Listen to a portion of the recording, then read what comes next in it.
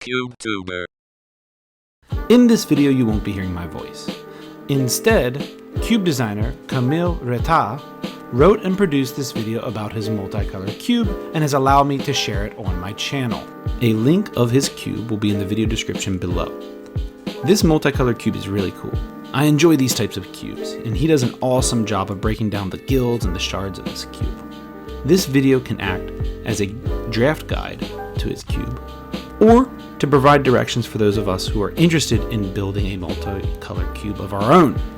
So, make sure you give Wilgar some love in the comments below, and as always, like, subscribe, and share.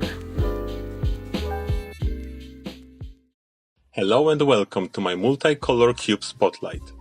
In most draft sets, monocolor cards combine to create two color archetypes. In this cube, two color archetypes combine to create three color archetypes. For example, if you look at blue-black meal, it doesn't accomplish much by itself. You have to combine it with either blue-red or black-green, two archetypes which have graveyard synergies. This creates an environment where Grixis and Sultai have a lot of overlap, and each three-color archetype has a ton of cards to choose from. Let's look at blue-black a little closer. It consists of normal milling, as well as looting, which puts less cards in your graveyard, but allows to choose what you put there. There are also a few cards which benefit from having a stacked graveyard or being milled. More of this type of cards can be found in the next archetype, Black-Green Recursion. It has cards you can use even if they are in a graveyard, and cards that return creatures from graveyards. Each three-color archetype has access to three color cards. One charm, in this case Sultai Charm, one OK card, in this case Abomination of Gudul, and one great card, in this case Muldrotha the Gravetide. The great card should really pull the player towards an archetype and show what it is all about. Muldrotha establishes Sultai as a graveyard toolbox archetype. Black-green is also a part of Jund, which is assembled by combining it with black-red sacrifice. Some of the cards in this archetype make for good fodder, while other cards use that fodder as removal, as evasion, as a power and toughness buffer, or as a card advantage engine. The Jund signpost card is Shattergang Brothers, which really takes advantage of the fact that you can recur permanents you sacrificed, and your opponents probably can't. Another thing that goes well with sacrifice are tokens. Red-white is the color combination dedicated to them. Most of the cards simply create tokens. There are also some cards which buff your creatures, but I tried to make them not too powerful because it would make white-red too self-sufficient. The Mardu signpost card is Butcher of the Horde.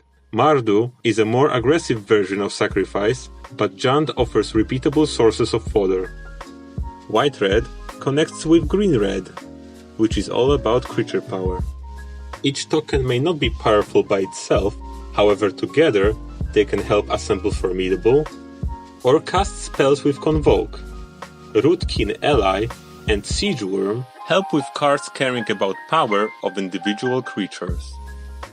The Naya signpost card is Gahiji Honored One, which serves both as a sizable creature and a token buffer. Power of a creature can also be boosted using +1 counters, and that's what blue-green is all about. It has cards that can put +1 counters on creatures you want to boost to 4 or 5 power. If a creature has counters already, Proliferate helps you add more. Some cards can move counters from one creature to another. The Timur signpost card is Avalanche Tusker, a walking removal spell which fulfills Formidable almost by himself. If you want to place +1 counters, why not on a creature with evasion? White-green has many types of it. Flying, power-based evasion, protection from creatures, and even land walk. Removal makes investing +1 counters dangerous. However, spells like Sejiri Shelter, Snakeskin Veil, or Dauntless Escort will help protect your creatures. The banned Signpost card is Stoic Angel. Flying and Vigilance makes it a perfect +1 counter carrier. Also, her passive ability is not a problem if you attack with one buffed creature instead of a few smaller ones. Protected creatures with evasion are also good aura carriers. White-black provides those auras, most of which give abilities and stat boosts. Cards with Bestow can be played as creatures if you need bodies. They also act as insurance against removal, together with cards like Lotus Eye Mystics, Mogis's Favor, and Rise to Glory. The Abzan Signpost card is Siege Rhino. Solid Body and Trample make it a good aura carrier, and the Drain ability may help against aggressive strategies. Auras are non-creature spells, which means they combine well with Prowess. Most of the cards in the blue-white archetype have either Prowess or a variation of Prowess. Spells which can be cast multiple times are another part of this archetype. The Esper Signpost card is Zur the Enchanter. It can fetch auras from your library, and flying makes it a good target for them. As mentioned before, Prowess likes recastable spells. Blue-red provides that with Flashback, Jumpstart, Escape and Retrace. Some cards can return instants and sorceries from your graveyard.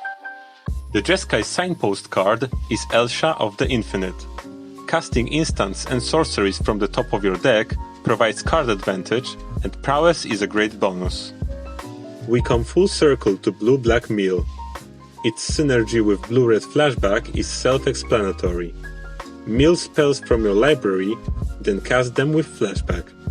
The Grixis Signpost card is Kes, Dissident Mage. She effectively gives Flashback to instants and sorceries in your graveyard. Even if your spells already had Flashback, Kes makes their Flashback cost lower. By now, you've got the most important information. But if you want to stay a little longer, I will talk about mana fixing and one more feature. Fixing is provided in multiple ways. There are artifacts which can search for lands, add mana, filter mana, or scry and cantrip. Next, we have a few colored spells which do the same thing, and, most important, lands. The basis consists of fetch lands, one for each color pair. They allow you to search for dual lands, like shock lands, or cycling lands from Amonkhet. Unfortunately, the cycling lands appear only in allied colors. It was counteracted by adding wedge lands from Ikoria, which also have cycling and are fetchable. There are 10 lands which can be considered 5 color. Also, each player will get one free color tap land and a slow fetch of their choice. This will happen outside of the draft as insurance that everyone gets at least some fixing.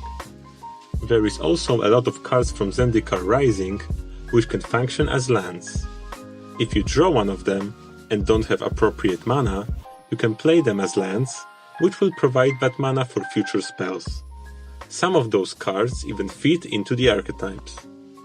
To prevent flooding, the cube has a few cards which enable picking up lands from the battlefield. This means that a land played in the early game may be used as a spell later. Land bouncers are also useful with cycling lands, which can be exchanged for fresh cards from the top. 3 color archetypes sharing 2 color archetypes with each other is not the only type of overlap in this cube. The last feature I want to talk about is that each 2 color archetype has 6 cards that fit other 2 color archetypes. Dratch Beetle fits to black-green recursion because it can be used while in a graveyard, and to blue-green +1 counters because it can place counters on creatures. This means you can use it to full effect not only in archetypes corresponding to black-green, Sultai and Jund, but in Timur and Bant as well. The cube was not tested yet, so really most of the things said here are just theory. It may turn out that still the best strategy is to draft two colors, for example blue-black mill combined with blue cards from blue-red flashback and black cards from black-green recursion. Nevertheless, I hope you like the idea. The links to the list and draft simulator are in the description together with tags which will help you navigate this cube.